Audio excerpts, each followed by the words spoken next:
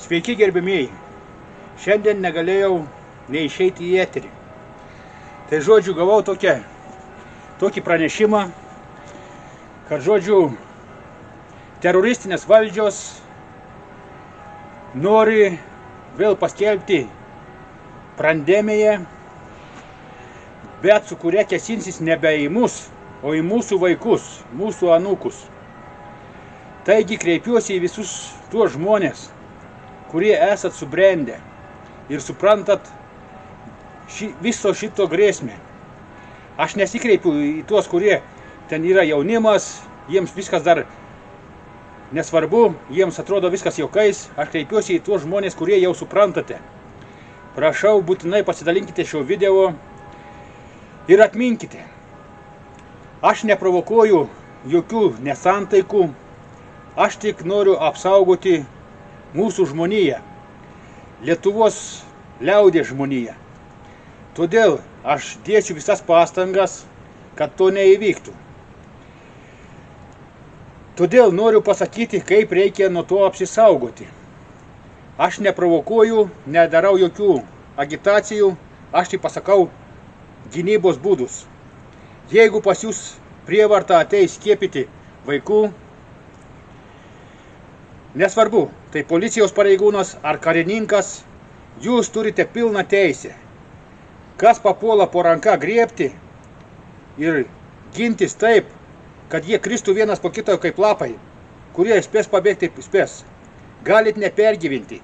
Jeigu netyčiai nužudysit, galit neperginti. Tai savigina. Ir Lietuvos valstybės prezidentas, tai yra aš, šiai dienai esu aš, Lietuvos valstybės prezidentas. Mes tai padarysim, jumis išteisins ir apginsime. Mes, kaip minėjau, pareinam pavasarį. Pareinam į Lietuvą, todėl šiuo metu labai smarkiai renkame apsaugos darbuotojus, kad įvesti tvarką Lietuvoje. Tai žodžiu, stebėkite mus, junkitės prie apsaugos darbuotojų, atlyginimus mes duodam gerus.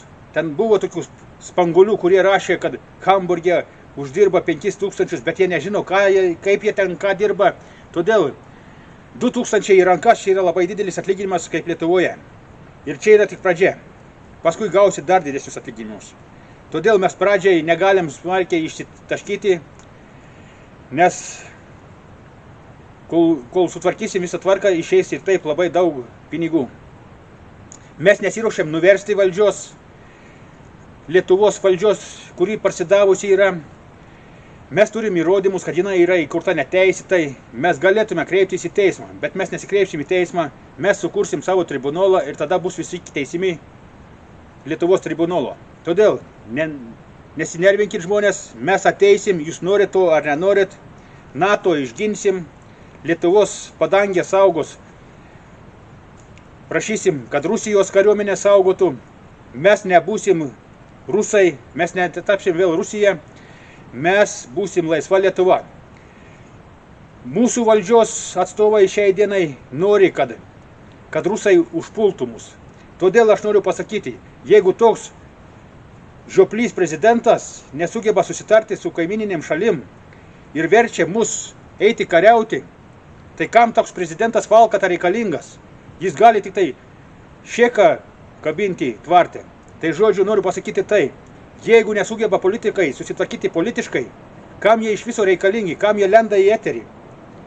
Jeigu prezidentas yra toks parsidavėlis kaip tas ukrainiečių, kuris savo žmonės pakišo, į mėsą atiduoda ir laksto po pasaulio šalis, verkdamas duokit man ginklų, pinigų, tai tas yra ne prezidentas, tas yra škurlis. Prezidentas turi būti tas, kuris gali už savo tautą pastovėti. Todėl susimastykite žmonės, kuris yra vertas prezidento vardo. Ar škuduras kažkoks tai bestuburis, ar tikrai, kurie sugeba pastovėti už žmonės verti.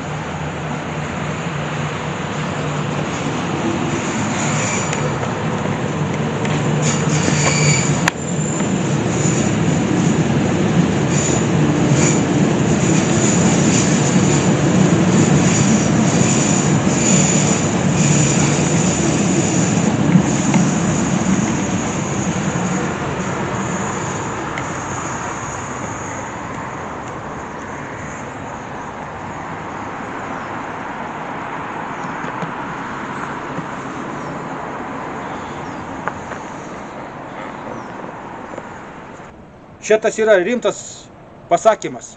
Todėl noriu visus protingus žmonės atkreipkite dėmesį. Neikite kariauti, jeigu rusai ir užpultų. Tai gali būti lapkričio mėnesį.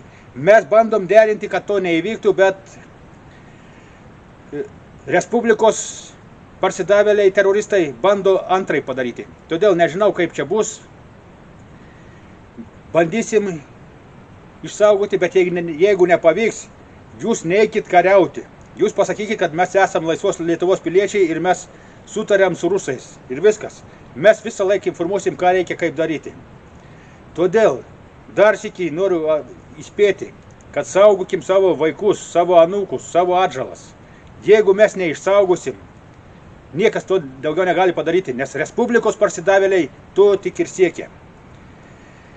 Tai va, ką norėjau šiandien pasakyti.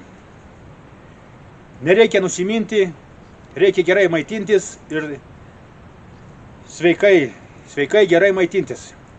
Ir mes, kaip sakoma, gėris vis tiek išaiškės ir mes tikrai laimėsim. O mes nuo kovo mėnesio, nežinau tikslios dienos, bet jau pradėsim pareidinėti į Lietuvą pilnu etatu. Ir pradėsim įvedinėti žmonišką tvarką. Mums nebevadovaus kažkokie tai iškrypėliai, teroristai. Todėl žmonės, dar sykį prašau supratingumo, informuokite apie šią žinią visus, o mes jau rugsėjo 7 dieną paskelbsime savo tolesnius planus. Aš kaip ir sakiau, mes neateinam nuversti valdžios, kuri yra neteisėta, tarp kitko, neteisėta yra. Bet mes ateinam, kad pasidaryti savo šalį, kokios mes siekime prieš 33 metus. Todėl mes tai pasidarysime. Ir todėl prašau visų supratingų žmonių eiti su mumis. Ačiū už dėmesį, iki malonių susitikimų.